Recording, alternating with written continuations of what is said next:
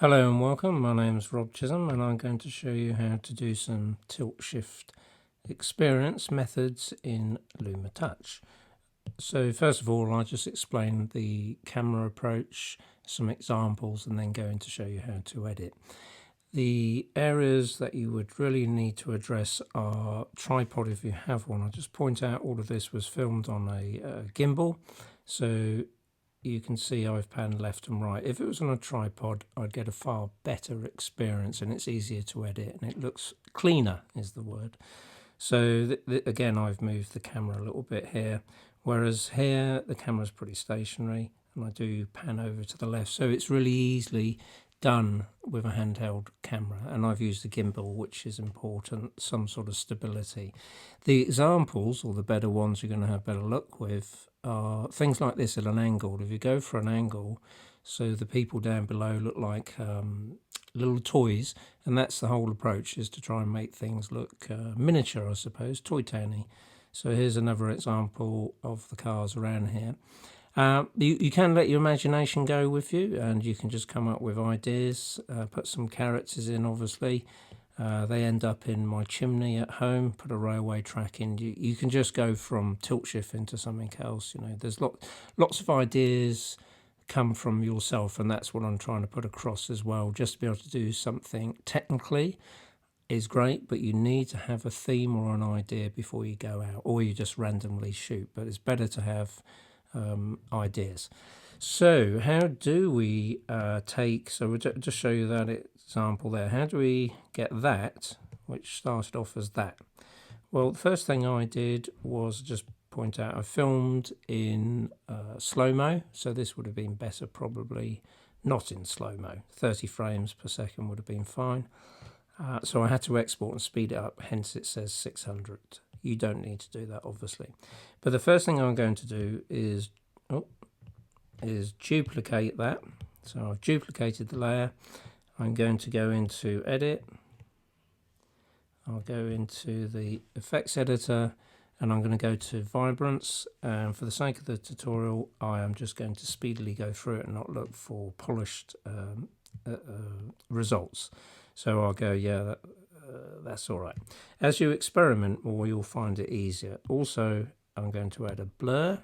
So that's one layer, vibrance blurred. And I'm going to copy that to the clipboard. So we copy it, go to the second layer, and we'll paste it. And now if I drag that on top, we won't see any difference.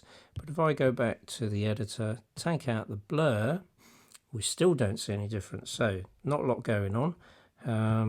I am going to, while I'm there, I'm just going to go to, where is it? Sharpen 2 probably. It's maybe a bit too much, but we'll deal with that. So we're going to go to the beginning of the timeline, crop. I'm going to go from the left, and then I'll go from the right, and I'll go from the top, and I'll take the bottom about there, and I'm going to soften the edges and the radius, because what will happen is the background, I can't touch with the pen, I'll just show you why, because it'll move the box, but as I've done it, I'll show you. You can see the water, the background gets very sharp, and I don't want that. So what I do is just take in, a little bit too much, just softening the background as much as I can. So that's enough. On the left-hand bottom side of the screen, add a keyframe. Just watch where it goes. It's the good thing about this crop tool here. If I just drag it over to where it is, you will notice it puts a keyframe in for me, so that's quite helpful. So go to about there. Obviously I said I'm doing this in a bit of a rush state, so we're not looking for perfection. Go about there, take it in, and then when you played around with it for a bit, you'll have something that will probably look like this. So it gives that sort of tilt shift effect. So hopefully that's been of some use to you guys that who are using LumaFusion.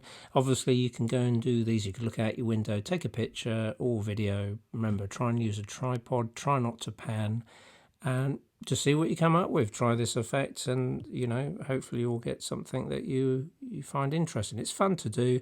If you're not outside, you could obviously just take some little toys you might have, as long as you can stand them up, and try these things at home. It's a lot of fun.